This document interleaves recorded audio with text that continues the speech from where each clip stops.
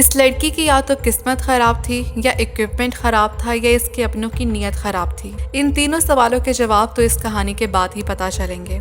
Audrey mystery 11 अगस्त 1974 को France में पैदा होने वाली ये लड़की बचपन से ही स्विमिंग का बहुत शौक रखती थी। इसी शौक की वजह से 2 साल की उम्र में स्विमिंग कंपटीशन में गोल्ड मेडल जीता। ऑड्री 3 साल की उम्र तक डाइविंग सीख चुकी थी और 13 साल की उम्र में सर्टिफाइड स्कूबा डाइवर बन गई।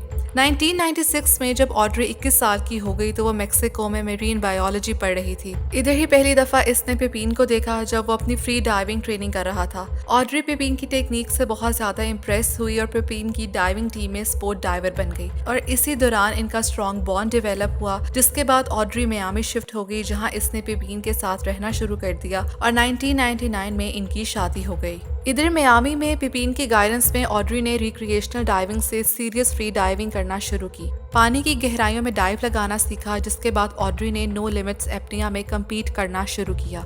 ये नो लिमिट्स एप्निया क्या है? बेसिकली ये फ्री डाइविंग का सबसे गहरा और खतरनाक तरीका है, क्योंकि इसमें डाइवर बहुत गहराई तक बिना ऑक्सीजन के जाते हैं और वो खुद तो फिजिकली इतना डीप जा नहीं सकते, इसलिए डाइवर एक स्लेट को यूज करता है जो इसे तेजी से नीचे लेकर जाता है और फिर ऊपर आने के लिए एयर बलून यूज करता है। इस दौरान डाइवर के पास कोई ऑक्सीजन टैंक नहीं होता, सिर्फ एक सांस में पूरा सफर तय करना होता है। इस फ्री डाइविंग में जरा से भी गलती जानलेवा भी हो सकती है। ऑड्री ने सबसे पहले 2000 में एक सांस में 125 मीटर गहराई में जाकर फीमेल वर्ल्ड रिकॉर्ड बनाया। फिर 2001 में उसने अपना खुद का रिकॉर्ड तोड़कर 130 मीटर्स तक डाइव किया। अब ऑड्री का नेक्स्ट टारगेट था 171 मीटर्स, जिसमें वो तानिया स्ट्रीटर की जानिब से 2002 में बनाया गया 160 मीटर्स का रिकॉर्ड तोड़ना चाहती थी। और वैसे भी ये ऑड्री के लिए कोई मुश्किल बात नहीं थी, क्योंकि ट्रेनिंग के दौरान वो 166 मीटर तक सेफली डाइव कर चुकी थी। लेकिन ये सब इतना आसान भी नहीं था। 171 मीटर्स गहराई का मतलब है 561 फीट, मतलब तकरीबन 55 स्टोरी बिल्डिंग की हाइट। 12 अक्टूबर 2002 वो दिन आ गया जिस दिन ऑड्री ने तानिया का 160 मीटर का वर्ल्ड रिकॉर्ड तोड़ना था। जैसे मैंने पहले बताया कि ऑड्री ने ये 160 मीटर का रिकॉर्ड 171 मीटर डीप डाइव करके तोड़ना था, तो ऑड्री के शौहर पिपीन ने एक दिन पहले समंदर में 171 मीटर लंबी स्टील केबल लगाई, जो बोट से लेकर नीचे सी बेड तक फिक्स की गई। ये केबल डेप्थ मार्क करने के लिए थी। बोट में इनका पूरा डाइविंग सेटअप रेडी था, जिसमें weighted sled, lift bag, depth sensor और डाइव कंप्यूटर्स इंस्टॉल किए गए। ऑड्री ने 11 अक्टूबर एक दिन पहले रात को 2 टेस्ट डाइव्स भी की, जो बिल्कुल परफेक्ट रही, कोई प्रॉब्लम नहीं आया, जिससे पूरी टीम के हौसले और बढ़ गए कि ऑड्री तो इजीली 171 मीटर्स का रिकॉर्ड बना जाएगी। लेकिन फिर भी लोग इस डाइव को काफी क्रिटिसाइज भी कर रहे थे कि ऑड्री का शौहर पिपीन इसके लिए बहुत जल्दी कर रहा है, जितने सेफ्टी रूल्स फॉलो करने चाहिए इसने नहीं किए। इस दिन मौसम भी बहुत खराब था, जिसकी वजह से ऑड्री की डाइव को डिले भी किया गया था। जैसा आप वीडियो में भी देख सकते हैं कि पानी की लहरें काफी ज्यादा तेज हैं। लेकिन इस सारे इश्यूज के बावजूद 12 अक्टूबर दोपहर 12 बजे ऑड्री ने अपना डाइव सूट पहना, वो बिल्कुल रेडी हो गई। ऑड्री ने जो ये स्लेट पकड़ी है ये 90 kg वजनी थी। इसके जरिए ऑड्री ने नीचे जाना था और ये स्लेट स्टील केबल से रोलर कैरेज और शेकल के जरिए अटैच होता है, ताकि स्लेट बिल्कुल 171 मीटर वर्टिकल केबल लाइन के मुताबिक सीधा नीचे जाए और ऊपर आए।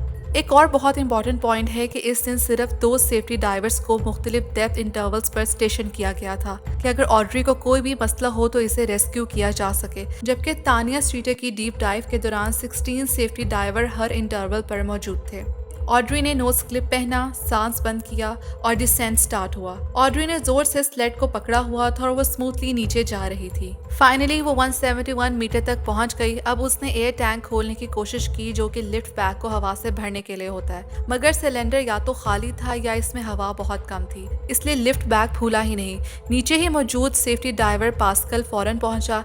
इसने अपने टैंक के रेगुलेटर को लिफ्ट बैग में डालकर इससे हवा भरने की कोशिश की। लिफ्ट बैग थोड़ा सा फूला और स्लेट ऊपर जाने लगा, लेकिन इस लिफ्ट बैग में हवा पूरी नहीं थी, जिसकी वजह से इसकी स्पीड बहुत कम थी। जैसे आप इस वीडियो में देख रहे हैं कि ये तानिया स्ट्रीटर की वीडियो है जब इसने 160 मीटर डीप डाइव की थी। किस तरह डाइव मुकम्मल करते ही वो तेजी से ऊपर की तरफ पहुंच गई है। ऑड्री के साथ भी यही होना चाहिए था, लेकिन वो बहुत स्लोली ऊपर की तरफ जा रही थी। याद रहे कि सबके दौरान ऑड्री एक सांस पर थी और वो अपने साथ मौजूद सेफ्टी डाइवर जिसके पास स्कूबा टैंक था इससे सांस ले लेती, लेकिन वो ये बात अच्छी तरह जानती थी कि जिस गहराई में वो है उसमें इसके लंग्स बहुत ज्यादा प्रेशर की वजह से एक टेनिस बॉल जितने हो चुके हैं। अब अगर वो सेफ्टी डाइवर से इस प्रेशर पर स्कूबा टैंक से सांस लेती है तो ऊपर आते आते इसके लंग्स में जो कंप्रेस हवा थी वो एक्सपैंड होने लगती और लंग्स इतने फूल जाते कि वो फट जाते, जिसे लंग बैरोट्रॉमा कहते हैं।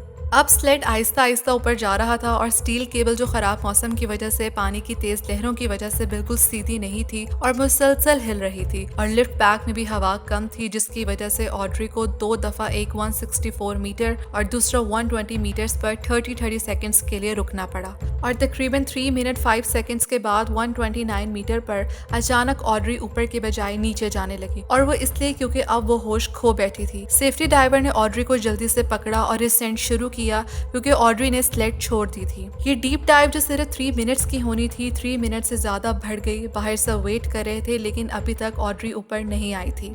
लेकिन जब लिफ्ट बैग पानी के ऊपर आया तो ऑड्री उसके साथ नहीं थी तो सब परेशान हो गए। अब सेफ्टी डाइवर ऑड्री को लेकर 90 मीटर्स तक पहुंच गया था और इधर हेल्प का वेट कर रहा था, क्योंकि जैसे मैंने पहले बताया था कि सिर्फ 2 सेफ्टी डाइवर रेस्क्यू के लिए मौजूद थे, जबकि हर इंटरवल पर एक सेफ्टी डाइवर मौजूद होना चाहिए था। जैसे 90 मीटर पर पास्कल ऑड्री की बॉडी को लेकर रुक गया था, यहाँ इस पॉइंट पर एक और सेफ्टी डाइवर मौजूद होता जो पास्कल से ऑड्री की बॉडी को लेकर असेंड करता, लेकिन सेफ्टी डाइवर विकी इधर मौजूद ही नहीं था और खुद पास्कल 90 मीटर पर सीवियर डिकम्प्रेशन रिस्क की वजह से और ऑड्री की अनकॉन्शियस और हैवी बॉडी को लेकर असेंड नहीं कर सकता था, इससे इसकी अपनी जिंदगी खतरे में डल जाती। ऑड्री के शौहर पिपीन ने फौरन स्कूबा टैंक लिया, सूट पहना और 1 मिनट के अंदर पानी में छलांग लगा दी और पास्कल से ऑड्री की बॉडी ली और असेंड शुरू किया। इसने अपनी जान खतरे में डाल दी ऑड्री की जान बचाने के लिए। ये सारी डाइव जो सिर्फ 3 मिनट की थी, लेकिन 8 मिनट गुजरने के बाद ऑड्री की अनकॉन्शियस बॉडी सरफेस पर आई। इसके मुंह से पिंक फोम झाग निकल रही थी, जिसके बाद ऑड्री को CPR दिया गया। जो डॉक्टर बोर्ड पर मौजूद था वो डेंटिस्ट निकला और हर चीज में इतना डिले था कि जब वो शोर पर पहुंची तो वो होश में नहीं आई और मर चुकी थी। जैसा कि आप वीडियो में देख रहे हैं कि ऑड्री के केस में हर चीज कितनी गलत हो रही है।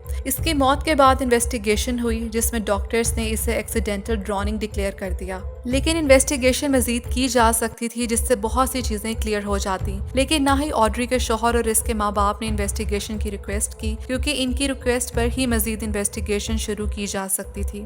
ऑड्री की डेथ ने फ्री डाइविंग कम्युनिटी में हलचल मचा दी थी। सब शौक में थे कि एक ही दिन में इतनी सारी गलतियां कैसे हो सकती हैं, स्पेशली तब जब आपका हस्बैंड हर चीज को मॉनिटर कर रहा हो। सवाल उठाए गए कि क्यों ऑड्री का सिलेंडर एम्प्टी था, इसमें एयर क्यों नहीं थी, जबकि टीम मेंबर्स ने बताया कि ऑड्री के शौहर पिपीन की रिस्पॉन्सिबिलिटी थी टैंक को भरने की और चेक करने की, लेकिन पिपीन ने किसी को सिलेंडर चेक करने नहीं दिया, जबकि मल्टीपल टाइम्स उसको चेक किया जाता है, लेकिन उस दिन इसने किसी को टैंक के पास जाने नहीं दिया। एम्प्टी सिलेंडर के बाद बैड वेदर और स्टील केबल का मसला उठाया गया। इस दिन जो स्टील केबल इस्तेमाल की गई थी वो पतली थी। ट्रेनिंग के दौरान तो वो ठीक काम कर रही थी, लेकिन 12 अक्टूबर को खराब मौसम और तेज समुद्री लहरों की वजह से स्टील केबल बिल्कुल स्ट्रेट और एक ही जगह पर नहीं ठहर रही थी, बल्कि बहुत ज्यादा हिल रही थी। जबकि स्लेड जो स्टील केबल से ही अटैच था उसी को ही तो पकड़कर ऑड्री ने नीचे और ऊपर आना था, और इस केबल की खराबी की वजह से ऑड्री को पानी में रुकना पड़ा पूरा 1 मिनट, जबकि एक एक सेकंड कीमती था।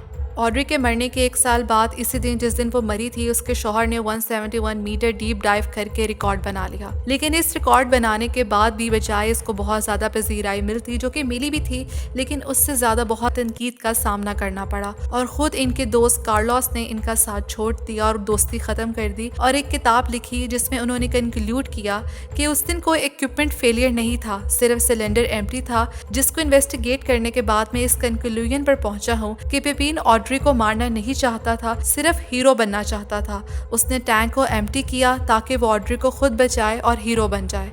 लेकिन पिपीन ने अपने डिफेंस में कहा कि उस दिन कार्लोस ऑपरेशन को मैनेज कर रहा था और ये इसकी रिस्पॉन्सिबिलिटी थी कि टैंक भरा होना चाहिए और ये पूरी टीम की रिस्पॉन्सिबिलिटी थी, और उसने मजीद कहा कि ये सबकी गलती है। लेकिन बहुत से लोग आज ये भी मानते हैं कि ये एक ट्रेजेडी थी, पिपीन ने अपनी वाइफ के साथ कुछ गलत नहीं किया। आज भी लोग कंफ्यूज हैं क्योंकि उस दिन हर चीज इतनी गलत हो रही थी कि किसको ब्लेम दिया जाए समझ से बाहर है। एम्प्टी सिलेंडर टैंक से लेकर सेफ्टी डाइवर्स तक, फिर सेफ्टी डाइवर्स की तादाद से लेकर प्रोफेशनल मेडिकल टीम तक, हर चीज ऑड्री के हक में नहीं थी उस दिन।